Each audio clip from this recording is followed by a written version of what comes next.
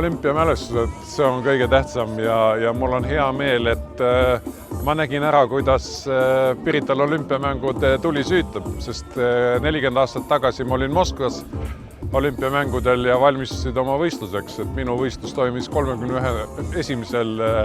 juulil.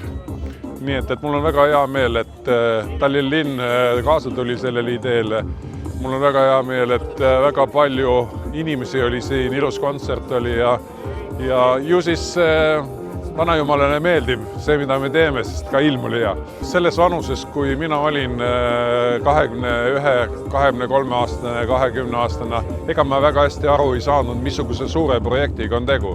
Ma arvan, et ka väga paljud eestlased ei saanud aru, mida tähendavad olümpiamängud ja mida tähendab uute spordiobjektide infrastruktuuri ehitamine. Nüüd tagantjärele me vaatame, et kas me ilma olümpiamängudeta oleksime suutnud ehitada omale teletorni, kas meil oleks selline vahva purjetamiskeskus ja paljud muud objektid ja kas me oleksime nii uhked selle üle, et Tallinn on olümpialinn.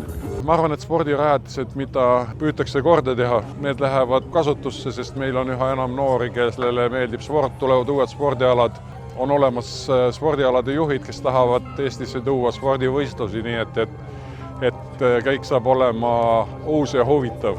Selle ürituse üks kõige tähtsamaid sõnumid on see, et olümpiamängud on jätkuvalt inimkonna jaoks tähtsad ja need olümpiamängud kantud ideed, ehk siis rahvaste sõprus, rahu, noorte inimeste koostöö, et need sõnad tunduvad tänasel hetkel võib-olla natukene banaalsed, aga nii on, sest midagi paremat maailma ühendavat kui olümpialiikumine tänaseni pole välja mõeldud.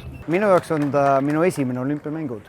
Siis, kui toimusid regati avamine, olin ma just vastaskaldal tribüüni peal ja see oli minu esimene kogemus üldse olümpiamängudega. Nii et ma arvan, et minu selline spordi või olümpia rõõm ongi sellest Tallinna regatist alguse saanud.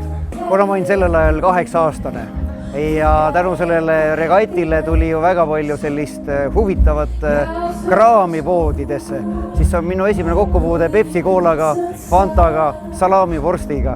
Ehk et nagu see 80 oli mitte just kõige helgem aeg, aga olümpiaaeg oli tõesti niisugune nagu õnnelik lapsepõlv. Ja teine, mis oli kindlasti huvitav, oli see, et kui palju Tallinnas asju ehitati. Nii et Tallinn muutus, nii vanalinn kui ka tänu uusehitistele nii palju, et need on asjad, mis on meeles. Mis jääb eestlastele südamesse? Ainult ju kõige rohkem need meie enda olümpiasportlased, kes NSV Liidu koondises said kuldmedalid.